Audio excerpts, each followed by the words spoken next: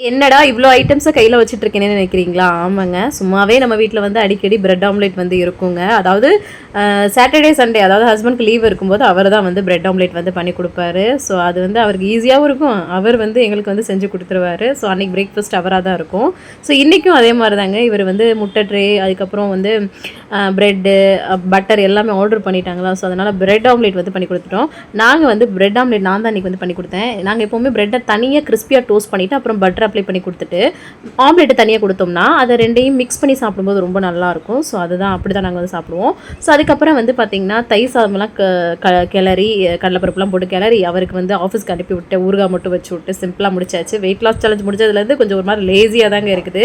அப்புறம் இந்த கொஞ்சம் கிச்சனை வந்து மெஸ்ஸியாக இருந்துச்சு, அதெல்லாம் சரி பண்ணிவிட்டு அப்புறம் வந்து பார்த்திங்கன்னா மதியம் லஞ்சுக்கு வந்து பார்த்திங்கன்னா பட்டாணி குருமா தான் வந்து அந்த பட்டாணியை வேக வச்சு எடுக்கிறதுக்குள்ள ஒரு வழி ஆகிட்டேன். ஏன்னா ஊற வைக்க மறந்துட்டேன் அதனால்.